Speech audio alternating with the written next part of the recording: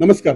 आज वसई विरार शहर महानगरपालिकेच्या स्थायी समिती सभापतीपदी प्रवीण शेट्टी साहेब यांची निवड झालेली आहे आणि आता ते आपल्या सोबत बोलण्यासाठी देखील आहेत.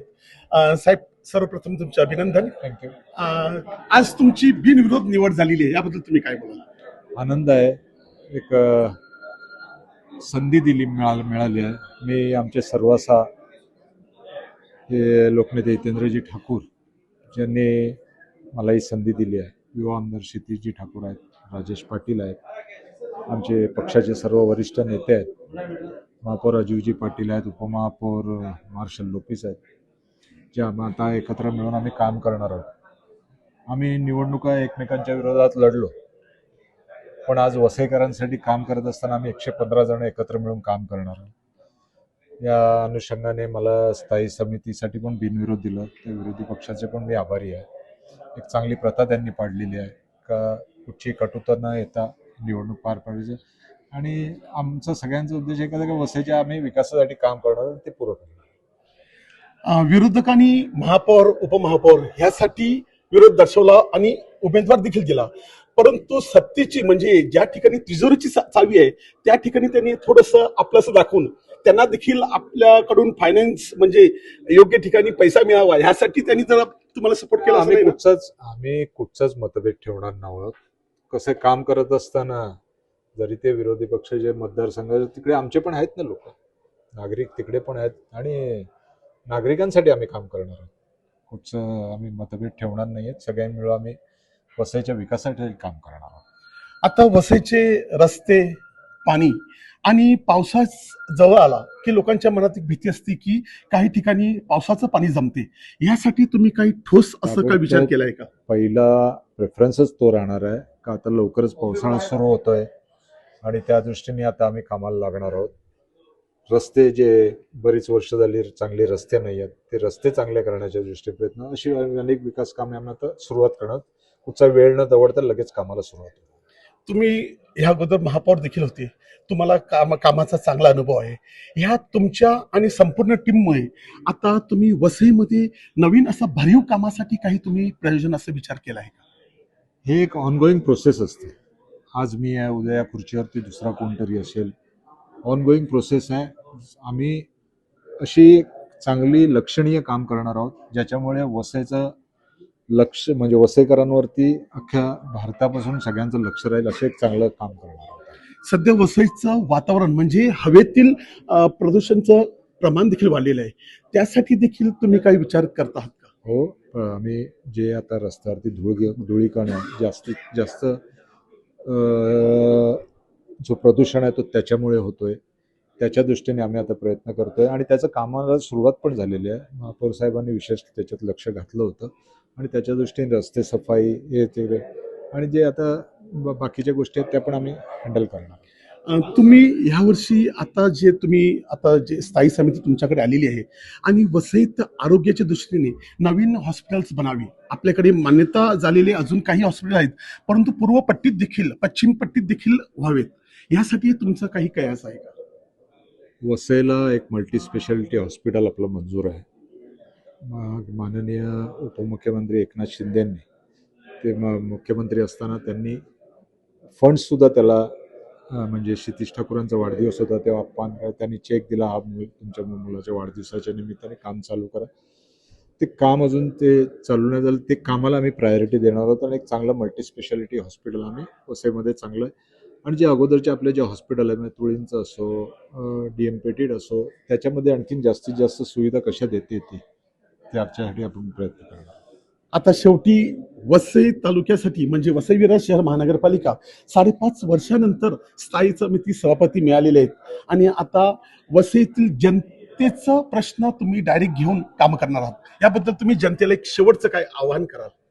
जनतेला बोलणार आहोत आम्ही एवढंच का हा जो तुम्हाला 5 वर्ष लोकप्रतिनिधी नसताना तुम्हाला जो त्रास झालेला आहे त्या त्रासाबद्दल सर्वप्रथम आम्ही तुमचं क्षमस्व आहोत.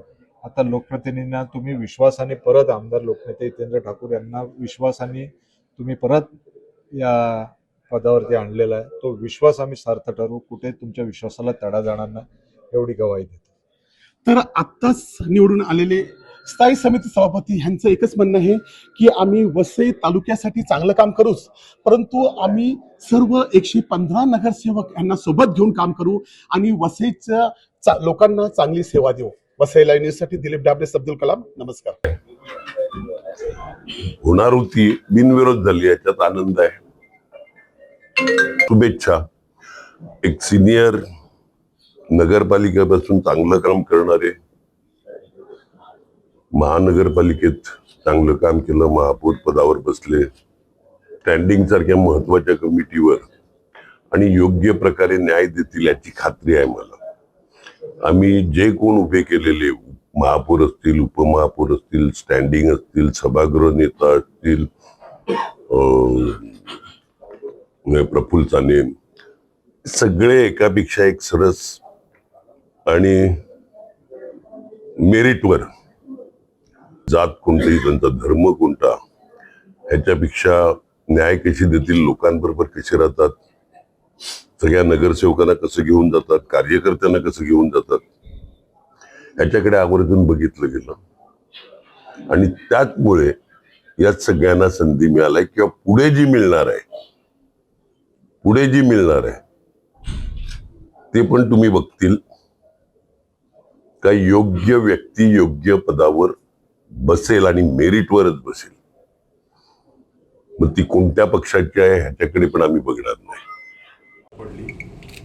मी या प्रसंगी माझे नेते, लोकनेते हितेंद्रजी ठाकूर, माजी आमदार क्षितिजजी ठाकूर, महापौर साहेब राजीवजी पाटील, उपमहापौर मार्शल लोकेशजी, माझे पक्षाचे वरिष्ठ सगळे नेते, मानकर साहेब आहेत, उमेश नाईक आहेत, सभागृह नेते प्रफुल्ल साने आहेत, जितूबाई आहेत, पंकज ठाकूर आहेत, आजचे सगळे वरिष्ठ नेत्यांनी हा निर्णय घेऊन मला जे या पदासाठी निवड केलेली आहे, विशेष आभार मानीत मी आमचे सहकारी, आता विरोधी म्हणता येणार नाही कारण त्यांनी बिनविरोध दिलेला आहे, त्याच्यामुळे समविचारी सहकारी आमचे निलेश चौधरी आहेत आणि त्यांचे जे सगळे 6 सदस्य त्यांनी निवडणूक बिनविरोध पार पाडण्यासाठी जी मदत केली त्यांचेसुद्धा मी आभारी आहे.